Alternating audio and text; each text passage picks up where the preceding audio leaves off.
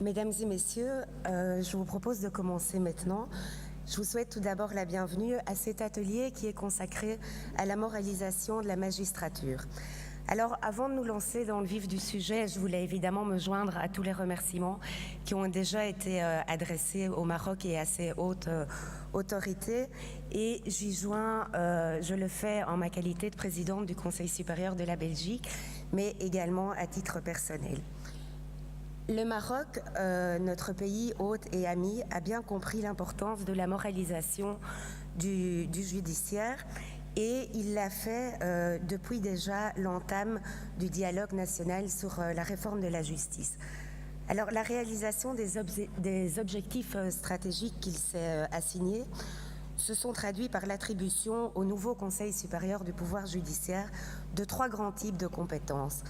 Premièrement, c'est celle de veiller tout au long de la carrière des magistrats, non seulement à leurs compétences juridiques, mais également à leur indépendance et à leur impartialité, parce que ce sont là, évidemment, les conditions essentielles à l'exercice d'une vraie justice. La deuxième, c'est d'œuvrer à une justice qui est efficace et efficiente, et aussi à une justice qui est transparente.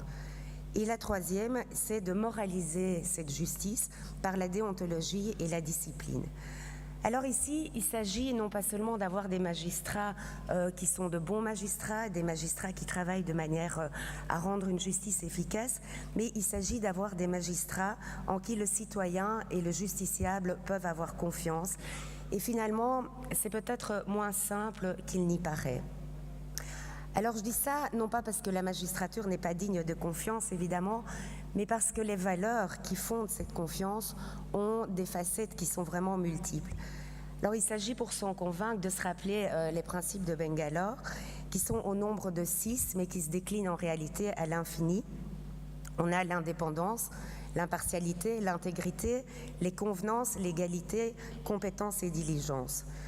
Ce sont des principes qu'on qualifie d'universels, mais se pose la question de savoir s'ils peuvent être malgré tout adaptés à chaque pays. Est-ce qu'il s'agit aussi de valeurs qui sont personnelles et que tout magistrat doit simplement endosser et intégrer au motif qu'il est magistrat, ou est-ce qu'il faut au contraire institutionnaliser et réglementer ces valeurs? Alors si on parle d'intervention, de qui doit émaner cette intervention? Est-ce que c'est de la magistrature elle-même ou alors d'intervenants extérieurs, par exemple le pouvoir exécutif ou le pouvoir législatif? Mais est-ce qu'il n'y a pas là un risque d'ingérence, une menace pour l'indépendance de la justice? Autre question, est-ce qu'il faut une codification? Est-ce qu'il faut vraiment un ancrage légal ou est-ce que des recommandations peuvent suffire? Et est-ce que l'ancrage légal n'est pas un petit peu compliqué par rapport à l'évolution de la déontologie qui bouge de jour en jour ou en tout cas très rapidement au fil du temps? Alors ce sont des questions qui sont déjà nombreuses et qui appellent des réponses qui sont sans doute plurielles. Mais il y a encore de nombreuses autres questions.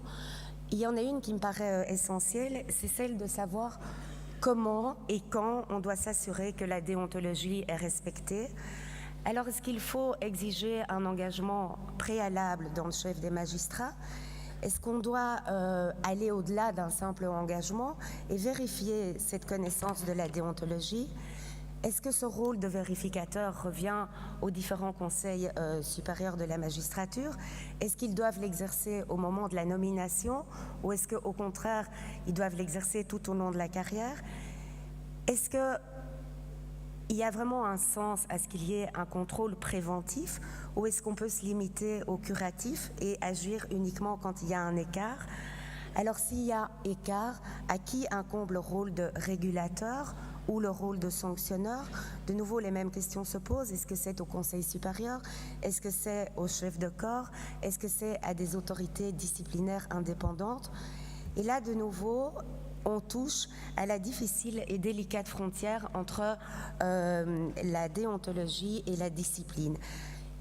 Il se pose à nouveau de nouvelles questions, dont celle de savoir si la déontologie fait partie de la discipline ou est-ce qu'au contraire, la déontologie dépasse la discipline par son caractère, par son rattachement plutôt à l'intérêt général, là où la discipline est plus une affaire interne, une affaire centrée sur le monde judiciaire, sur sa cohérence et sur sa réputation.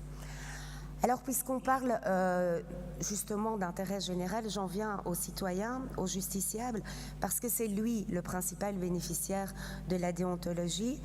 Et on peut finalement se demander si ce justiciable dispose d'un lieu autre que la voie judiciaire pour pouvoir se plaindre, pour pouvoir dénoncer un manquement qu'il aurait constaté ou qu'il supposerait exister par rapport aux normes déontologiques. C'est la question du citoyen, du justiciable, c'est aussi notre question à nous, en tant que professionnels du droit. Quelles sont réellement nos préoccupations actuelles? Quelles sont les réalités auxquelles on pense quand on parle de moralisation de la justice et qu'on souhaite améliorer cette question? Alors, je voudrais que chacun parmi nous se pose la question en son fort intérieur. En fait, qu'est-ce qui nous paraît le plus insupportable en termes de manquement déontologique? Les réponses peuvent être variées et je ne sais pas si vous êtes plus irrité par le procureur qui est corrompu que par le magistrat qui est fainéant ou par le juge qui fait de l'activisme politique ou encore par un magistrat qui insulterait un justiciable à l'audience. Pourquoi pas par une procureure qui poste des photos de Facebook, sur Facebook d'elle-même en bikini, ou d'un président de juridiction qui revient un petit peu éméché et ivre d'une soirée. Alors, ce sont des exemples qui sont un petit peu provocateurs, mais qui me servent uniquement à illustrer le caractère polymorphe de la délinquance déontologique.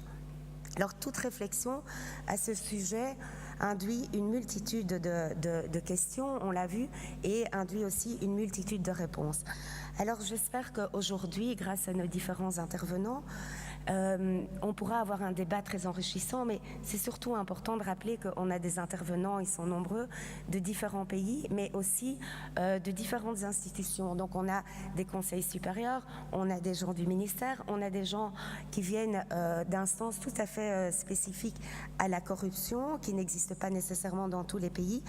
Et ça témoigne, je crois, une nouvelle fois de la difficulté qu'on a à faire entrer la déontologie dans une seule et unique case. Alors, je vous le disais, j'espère que ces débats seront enrichissants.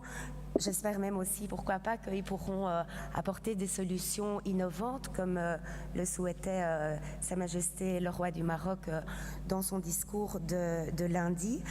Et pour mener à bien ces débats, je vais directement céder la parole à Madame Amrani Mekki, qui est professeure de droit privé et qui est aussi membre du Conseil supérieur de la magistrature en France, qui va vous faire également un petit exposé et puis qui devra veiller à ce que chaque intervention respecte le timing de 5 minutes, étant donné le large retard qu'on a déjà encaissé. Je vous remercie de votre écoute.